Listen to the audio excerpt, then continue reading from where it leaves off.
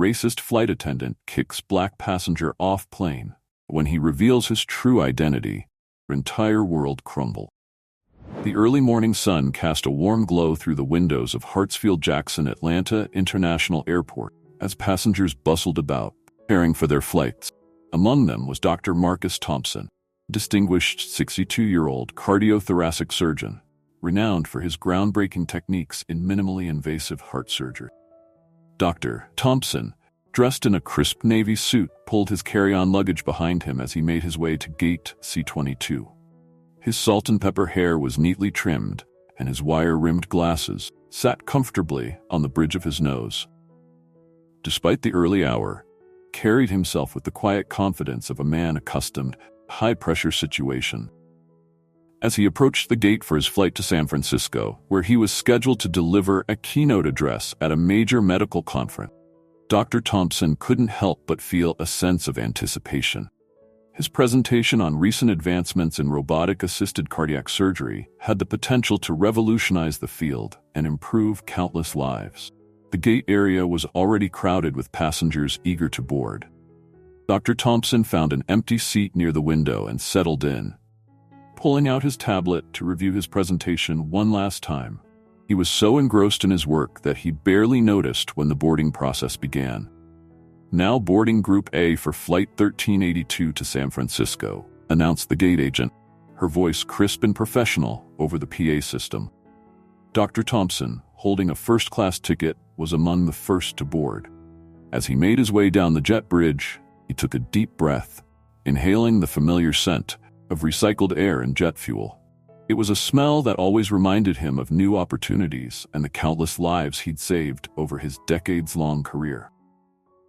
Stepping onto the plane, he was greeted by Sarah Anderson, a flight attendant in her mid-30s with blonde hair pulled back into a tight bun. Her blue eyes scanned his boarding pass quickly before gesturing towards the first-class cabin. "Welcome aboard, sir. First class is to your left," she said, her tone polite, somewhat detached. Dr. Thompson nodded his thanks and made his way to his seat, 2A, a window seat in the second row of first class. He stored his carry-on in the overhead compartment and settled into the comfortable leather seat, already looking forward to the 5-hour flight that would allow him to fine-tune his presentation.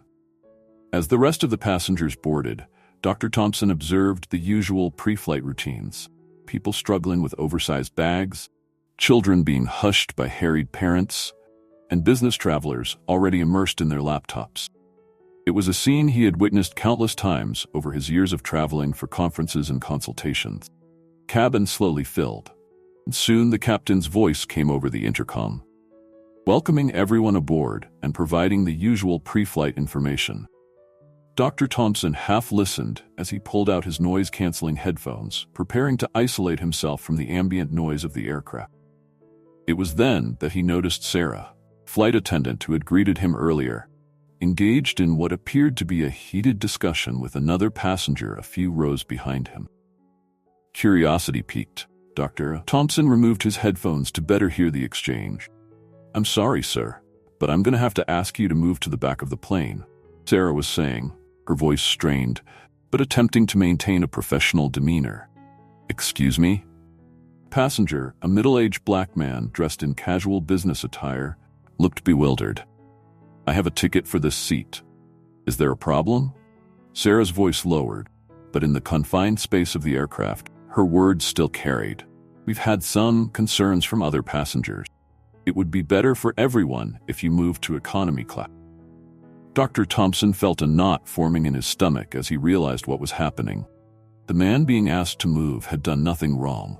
Only offense appeared to be the color of his skin. Unable to stay silent, Dr. Thompson stood up and turned to face the unfolding scene. "Excuse me," he said, his deep voice carrying authority honed by years in the operating room. "Is there an issue here?" Sarah's head snapped towards Dr. Thompson, surprise evident on her face. "Sir, please return to your seat. This doesn't concern you." "I beg to differ," Dr. Thompson replied calmly. "It appears you're asking this gentleman to move based solely on his appearance. That's discrimination, and it's illegal." Cabin had grown eerily quiet, with all eyes now focused on the confrontation. Sarah's face flushed red, a mix of embarrassment and indignation. "Sir, I assure you that we have protocols in place for passenger comfort and safety. Now, please return to your seat, or I'll be forced to have you removed from the flight as well." Dr. Thompson's eyebrows rose at the remained composed. "Ma'am, I don't think you understand the gravity of your actions. I'd like to speak with the captain immediately." "The captain is preparing for takeoff," Sarah retorted, her voice rising. "Now, for the last time, return to your seat, or I will call security." At this point, several other passengers had begun to murmur their disapproval of Sarah's behavior. The man who had been asked to move looked both angry and humiliated, unsure of how to proceed. Dr. Thompson made a decision. He stepped into the aisle, standing at his full height of 6'2". "Ma'am, my name is Dr. Marcus Thompson. I'm the chief of cardiothoracic surgery at Johns Hopkins Hospital. And I'm telling you that what you're doing is not only morally reprehensible, but also a violation of this man's civil rights."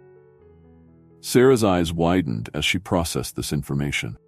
The name Dr. Marcus Thompson was well known in medical circles, and even she had heard of his groundbreaking work.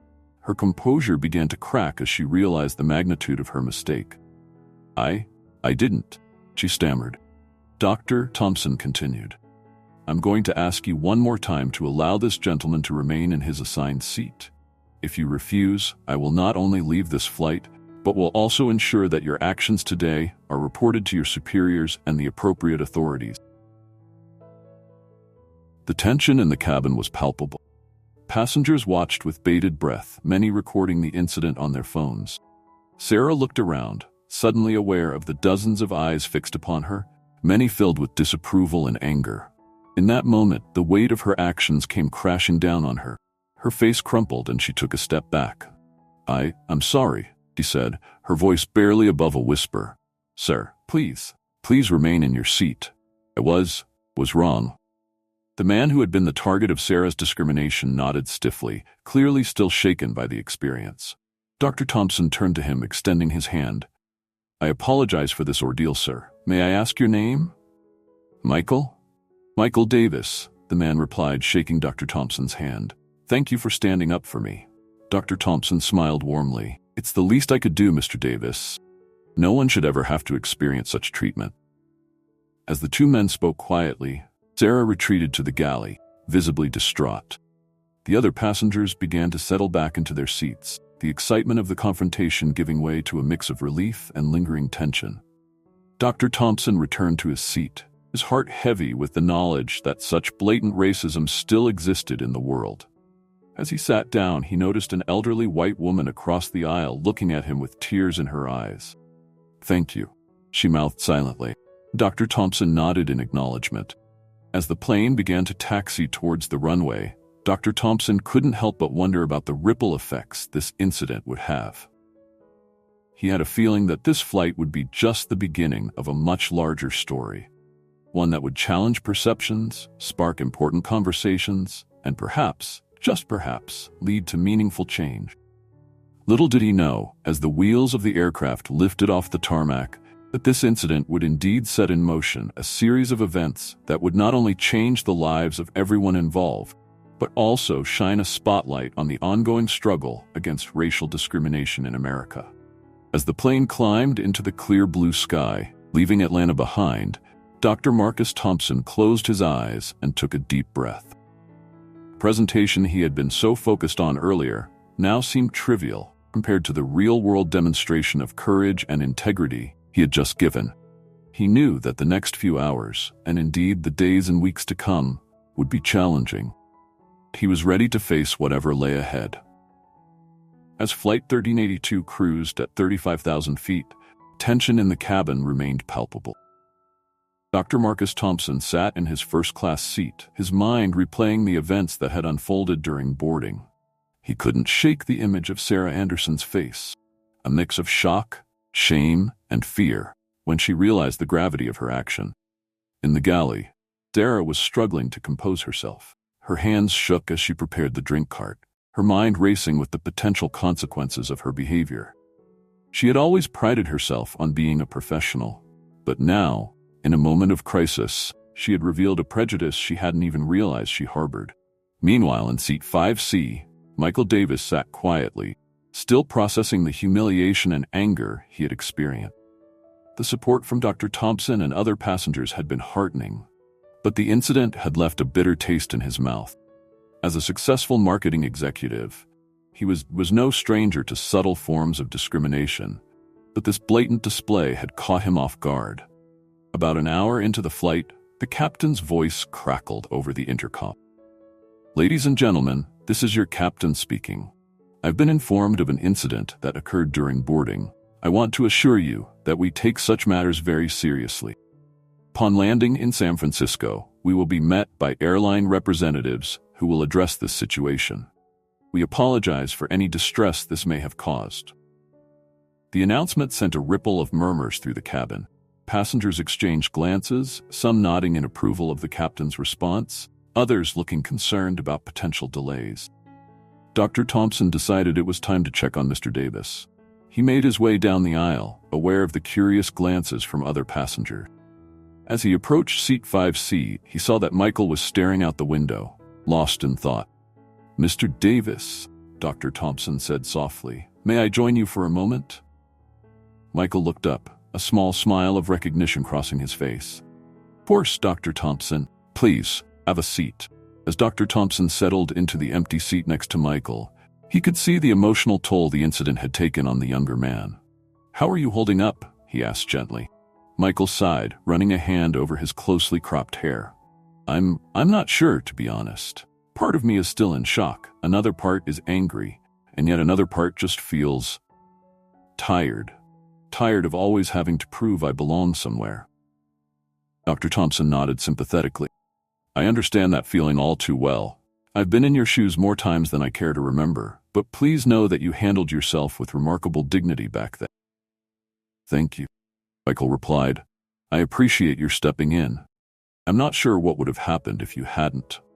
As the two men continued to talk, they discovered they had more in common than their shared experience of discrimination. Both were passionate about their careers, loved jazz music, and had a keen interest in mentoring young people of color in their respective fields. Their conversation was interrupted by the appearance of Sarah, who had finally mustered the courage to approach them. Her face was pale, and her eyes were red-rimmed from crying. "Mr. Davis, Dr. Thompson," she began, her voice barely above a whisper. I wanted to apologize again for my inexcusable behavior.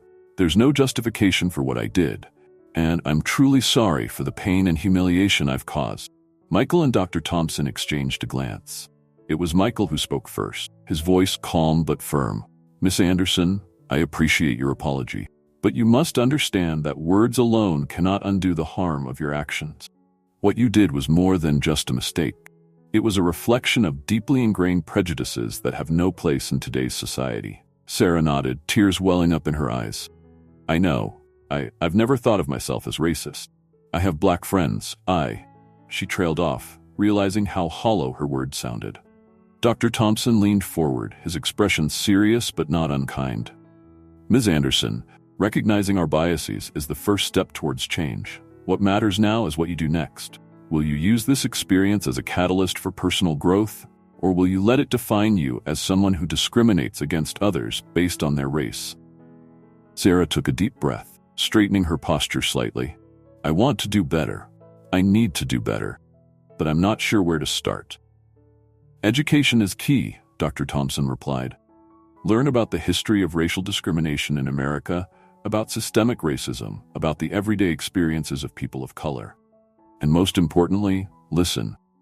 Listen to the stories of those who have faced prejudice and discrimination. It's not their job to educate you, but if they choose to share their experiences, listen with an open heart and mind." As the conversation continued, other passengers began to take notice. Some moved closer to listen, while others watched from afar, sensing the importance of the moment. Unbeknownst to the trio, one of the passengers, a young journalism student named Emily Chen, had been discreetly recording parts of their conversation on her phone. She knew that this story, of confrontation, accountability, and the beginnings of understanding, needed to be shared with a wider audience.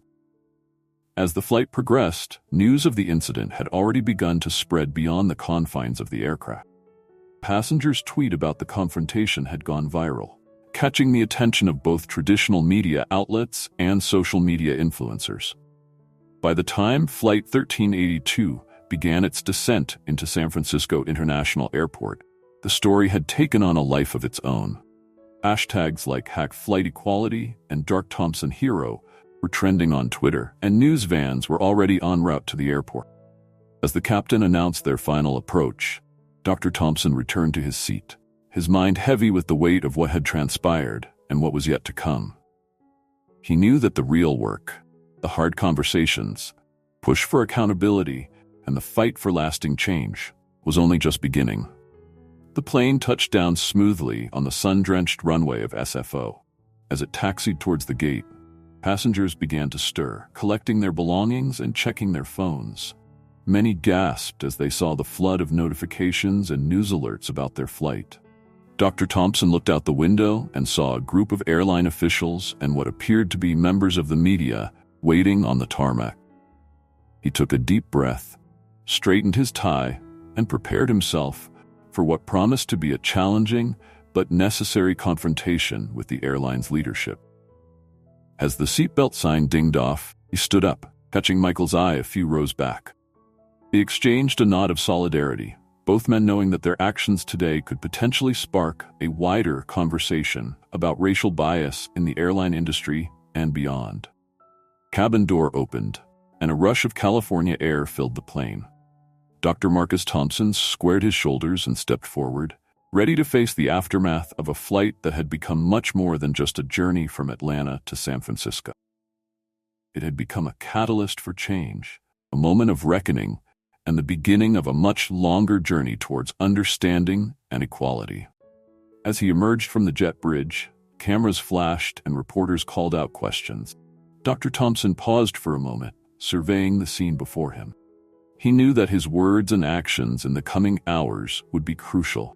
With a silent prayer for wisdom and strength, he stepped forward to face the media frenzy, determined to use this platform to address the larger issues of racial discrimination that continued to plague society. The story of Flight 1382 was far from over.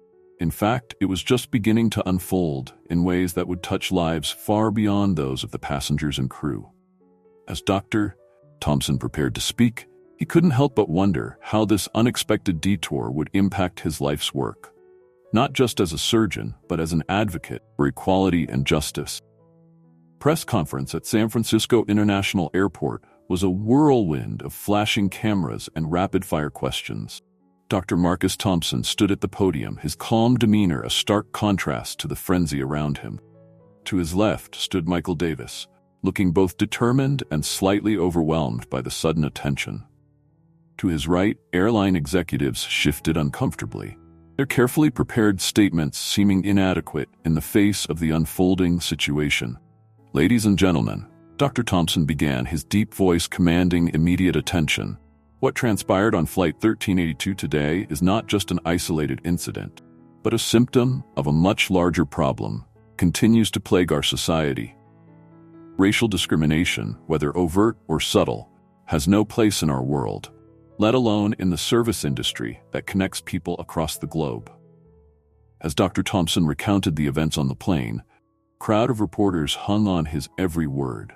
Michael Davis then stepped forward to share his perspective, his voice growing stronger as he spoke about the humiliation he had experienced and the broader implications of such incident. Meanwhile, in a small office just off the main concourse, Sarah Anderson sat with her hands clasped tightly in her lap. Across from her, the airline's head of human resources and a legal representative wore grave expressions as they discussed the situation. "Ms. Anderson," the HR director said, her tone a mixture of disappointment and frustration, "I hope you understand the severity of your actions today. Not only have you violated our company's non-discrimination policies, but you've also potentially exposed us to significant legal liability." Sarah nodded, her eyes brimming with tears. "I understand. I'm prepared to face the consequences of my actions." The legal representative leaned forward. "Ms. Anderson, we'll need a full written account of the incident from your perspective. We're also mandating that you attend our most comprehensive diversity and inclusion training program. Your future with this airline will depend on your commitment to changing not just your actions, but your underlying attitude. As the meeting continued, Sarah felt a mix of shame, fear, and surprisingly, a glimmer of hope. She realized that this could be an opportunity for genuine personal growth, albeit one born from a terrible mistake. Back at the press conference, airline CEO had taken the podium. We at Transcontinental Airlines condemn in the strongest possible terms the actions that took place on Flight 1382. We are launching a full investigation into the incident and will be implementing immediate changes to our training programs to ensure nothing like this ever happens again. As reporters shouted follow-up questions, Emily Chen, the journalism student who had recorded parts of the in-flight conversation, managed to catch Dr. Thompson's attention. Dr. Thompson, Emily Chen from Berkeley Journalism. You mentioned on the flight that you've experienced similar discrimination. Can you elaborate on how these experiences have shaped your career in medicine? Dr. Thompson paused, considering his words carefully. Miss Chen, throughout my career, I've encountered numerous barriers and biases, from being mistaken for an orderly despite wearing a white coat and stethoscope, to having patients request a different doctor based solely on my race. These experiences haven't deterred me. Rather, they've fueled my determination to excel in my field and to mentor young people of color who aspire to enter medicine. His words resonated deeply with many in the audience, and soon social media was ablaze with clips from the press conference. Dr. Thompson Inspires began trending, with many sharing their own stories of overcoming discrimination in various fields. As the press conference wound down, Michael Davis found himself surrounded by reporters eager to hear more about his experience. One question caught him off guard. Mr. Davis, given what happened, will you be pursuing legal action against the airline?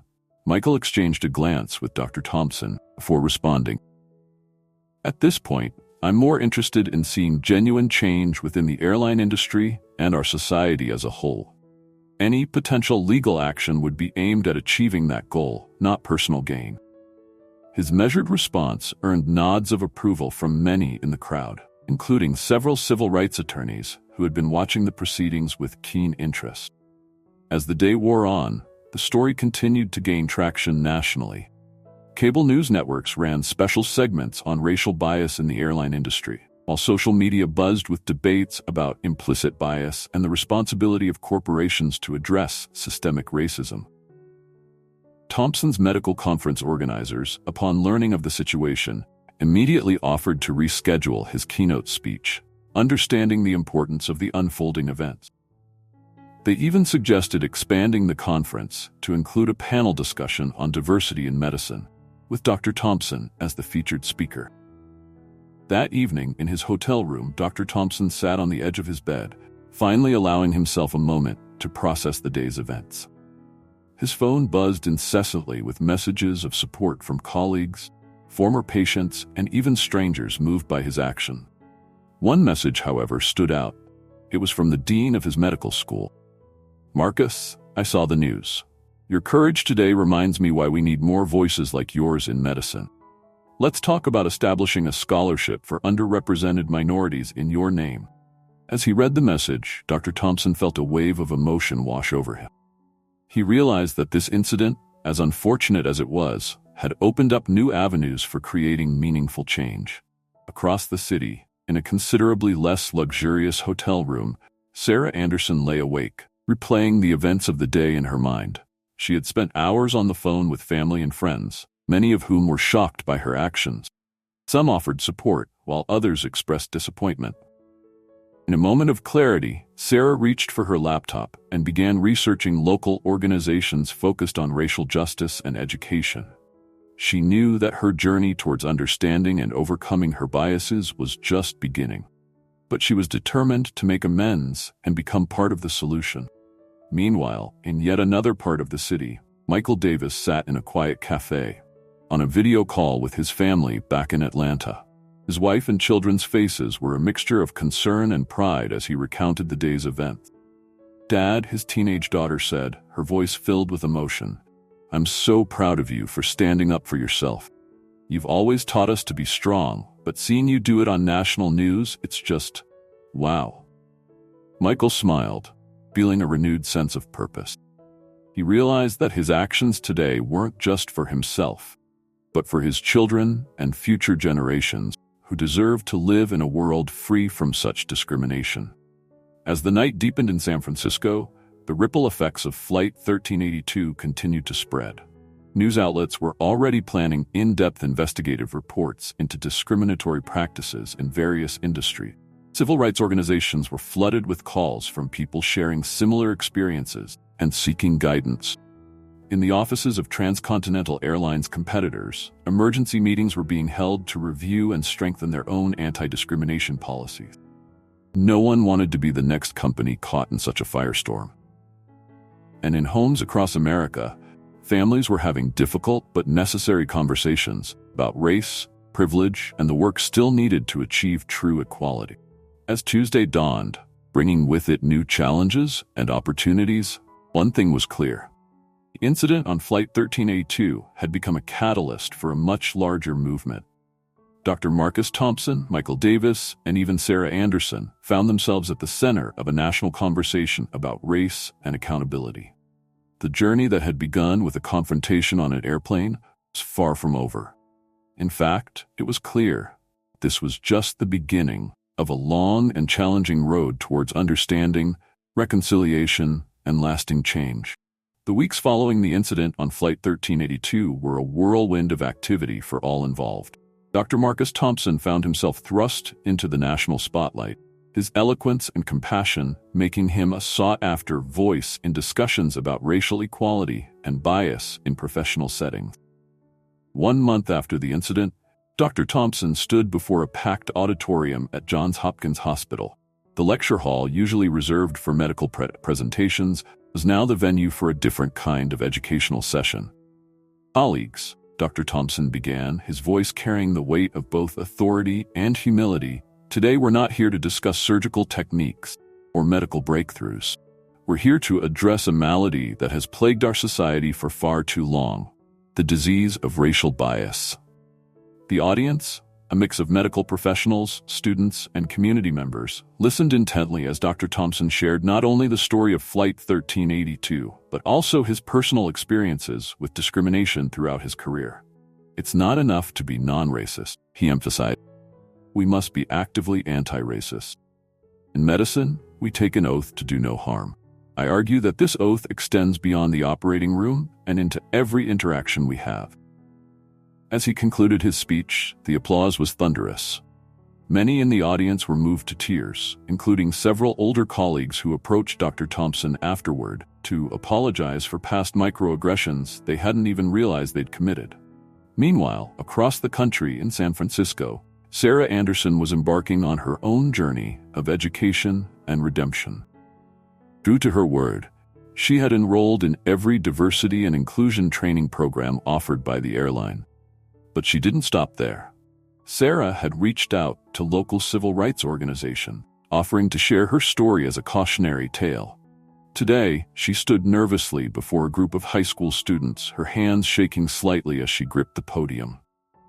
"I'm here today not as an example to follow," she began, her voice quavering, "but as a warning of how deeply ingrained biases can lead us to commit horrible acts of discrimination." As Sarah recounted the events on the plane and the aftermath, she saw a range of emotions play across the students' faces. Shock, anger, and, surprisingly, empathy. One student raised her hand. "Miss Anderson, do you think you've changed since that day?" Sarah paused, considering the question carefully. "I'd like to think I have," she replied. "But the truth is, changing ingrained beliefs and behaviors is a lifelong process. What I can say is that I'm committed to that process, to continually educating myself and challenging my own biases every day." Her honesty seemed to resonate with the students, many of whom approached her after the talk to share their own experiences with bias and discrimination. In Atlanta, Michael Davis was using his newfound platform to affect change in the corporate world. He had been invited to speak at a conference on diversity in marketing, and his presentation was drawing significant attention. "Representation matters," Michael emphasized, gesturing to a series of advertisements displayed behind him. It matters in the media we consume, in the products we buy, and in the workplaces we inhabit. But it's not just about having diverse faces in an ad. It's about authentic storytelling and genuine inclusion at all levels of the creative process. As Michael's talk concluded, several major companies approached him about consulting on their diversity and inclusion initiative. He realized that his experience, painful as it had been, had opened doors to create meaningful change on a larger scale. Back in San Francisco, Emily Chen, the journalism student who had recorded the conversation on the plane, was putting the finishing touches on her in-depth article about the incident and its aftermath. Her piece, which included interviews with Dr. Thompson, Michael Davis, and even Sarah Anderson, had been picked up by a major national publication. As Emily read through her final draft, she felt a sense of pride in how she had handled the sensitive subject matter. She had managed to tell a story that was both deeply personal and broadly relevant, highlighting the ongoing struggle against racial bias, while also pointing towards paths, progress, and reconciliation. On a warm Saturday afternoon, an unexpected meeting took place in a quiet Atlanta park. Dr. Thompson, who was in town for a medical conference, had reached out to Michael Davis, suggesting they meet. As they walked along a tree-lined path, the two men reflected on how their lives had changed since that fateful flight. "You know, Dr. Thompson," Michael said, a hint of wonder in his voice, "I never could have imagined that such a horrible experience would lead to all of this. Speaking engagements, the consulting work, the chance to really make a difference." Dr. Thompson nodded, a gentle smile on his face. Life has a way of turning our greatest challenges into our greatest opportunities for growth and change. But make no mistake, Michael, none of this would have happened without your courage and dignity in the face of discrimination. As they continued their walk, they discussed the progress that had been made, the policy changes at transcontinental airlines, increased awareness of racial bias in customer service, the difficult but necessary conversations happening in workplaces and homes across the country. They also acknowledged the work that still needed to be done. Systemic racism couldn't be solved by one incident or one news cycle. It required ongoing commitment, education, and action at all levels of society. As the sun began to set, casting a warm glow over the park, Dr. Thompson's phone buzzed with a notification. It was an email from Sarah Anderson. "Dr. Thompson," it read, "I hope this message finds you well. I've been following your work since the incident, and I'm in awe of how you've used your platform to educate and inspire. I'm writing because I'll be in Baltimore next month for a diversity leadership conference, and I was wondering if you'd be willing to meet. I understand if you're not comfortable with this, but I feel there's still much I could learn from you." Dr. Thompson showed the email to Michael. Raising an eyebrow in silent question, Michael took a moment to consider before responding. "You know," he said slowly, "a few months ago, I probably would have said no, but now, I think there's value in having that conversation. If we're going to make real change, we need to be willing to engage with people who are genuinely trying to do better." Dr. Thompson nodded, impressed once again by Michael's capacity for growth and forgiveness. As they parted ways, both men felt a sense of cautious optimism about the future. That night, as Dr. Thompson penned his reply to Sarah, agreeing to meet, he reflected on the journey that had brought them all to this point. It was a journey marked by pain and confrontation, but also by growth, understanding, and the possibility of redemption. As he hit send on his email, Dr. Thompson couldn't help but feel that this chapter of the story was far from over. In fact, in many ways, felt like a new beginning. The crisp autumn air in Baltimore carried a sense of anticipation as Dr. Marcus Thompson made his way to the small cafe where he had agreed to meet Sarah Anderson. It had been 6 months since the incident on Flight 1382, and in that time, the world had changed in ways both subtle and profound. As he entered the cafe, he spotted Sarah immediately. She looked different from the last time he had seen her. There was a quiet determination in her posture, a thoughtfulness in her eyes that hadn't been there before. As their eyes met, Sarah stood, extending her hand tentatively. "Dr. Thompson," she said, her voice steady despite her obvious nervousness, Thank you for agreeing to meet with me." Dr. Thompson shook her hand, noting the firmness of her grip. "Ms. Anderson," he replied, "I appreciate your willingness to continue this difficult but necessary conversation." As they sat down, an awkward silence fell between them. It was Sarah who finally broke it. "Dr. Thompson, I want you to know that these past months have been transformative for me. I've done a lot of soul-searching, a lot of learning.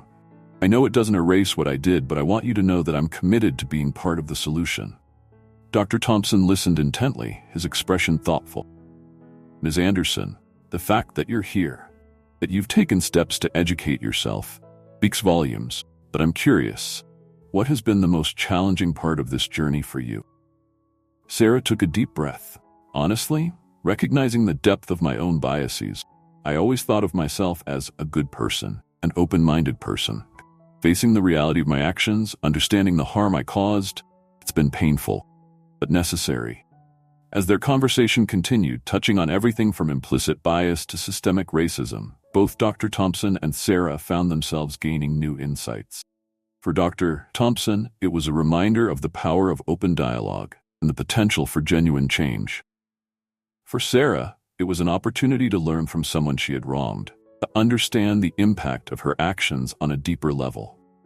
Meanwhile, across the country, Michael Davis was making waves in the corporate world. His consulting firm, focused on diversity and inclusion in marketing, had taken off. Today, he was presenting to the board of a major international corporation. "Gentlemen, ladies," Michael began, his confidence evident in every word. "Diversity isn't just a buzzword or a box to be checked. It's a fundamental aspect of good business in our globalized world. When we truly embrace diversity and inclusion, we open ourselves up to new markets, new ideas, and new ways of connecting with our customers." As Michael's presentation concluded, board members sat in thoughtful silence. Finally, the CEO spoke up.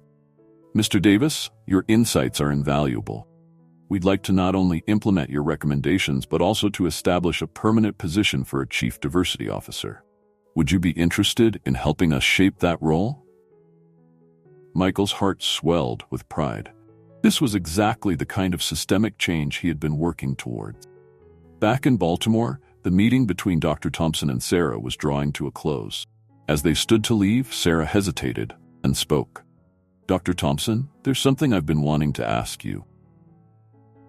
Would you be willing to speak at the airline's annual conference next month? I think your perspective could be invaluable as we continue to reform our practice." Dr. Thompson considered the request carefully. "Ms. Anderson, I appreciate the invitation. I think it's important that this conversation continues, not just at your airline but across the industry. I'd be honored to speak." As they parted ways, both felt a sense of closure, but also of new beginning. In the months that followed, the ripple effects of Flight 1382 continued to spread. Transcontinental Airlines implemented sweeping changes to its training programs, with Sarah Anderson playing a key role in developing new curriculum on bias recognition and cultural sensitivity. Dr. Thompson's speech at the airline conference sparked an industry-wide initiative to address racial bias in customer service, with several major airlines joining forces to create standardized anti-discrimination policies. Michael Davis's consulting firm expanded rapidly, working with companies across various sectors to improve diversity and inclusion practices. Emily Chen's article won a prestigious journalism award, launching her career as a respected voice in civil rights reporting. The Medical School Scholarship Fund in Dr. Thompson's name provided opportunities for dozens of promising students from underrepresented backgrounds to pursue careers in medicine. 1 year to the day after the incident, a special roundtable discussion was held, broadcast live on national television. Dr. Thompson, Michael Davis, and Sarah Anderson sat together, sharing their experiences and the lessons they had learned. As the discussion drew to a close, the moderator asked each of them to share a final thought. Michael spoke first. "This past year has shown me the power of turning pain into purpose. We can't change the past, but we can certainly shape the future." Sarah, her voice filled with emotion, said, "I've learned that it's not enough to not be racist. We must actively work to be anti-racist, every day, in every interaction." Dr. Thompson concluded, what happened on that flight was a microcosm of a larger societal issue. But the response, the conversations, the changes, the growth gives me hope. We have a long way to go, but I believe we're on the right path. As the broadcast ended, millions of viewers across the country were left with much to ponder. In homes, offices, and classrooms, discussions about race, bias, and equality continued long into the night. The story of Flight 1382 had become more than just a cautionary tale. It had become a catalyst for change, a reminder of the work still to be done, and a testament to the power of confronting difficult truths with courage, empathy, and an unwavering commitment to justice. As Dr. Marcus Thompson left the television studio that night, he felt a sense of both accomplishment and responsibility. The journey that had begun with a confrontation on an airplane had led to real, tangible changes. But he knew that this was not the end. It was, in many ways, just the beginning of a longer, ongoing journey towards a more just and equitable society. With renewed determination, Dr. Thompson stepped out into the night, ready to face whatever challenges lay ahead, knowing that every step forward, no matter how small, was a step in the right direction.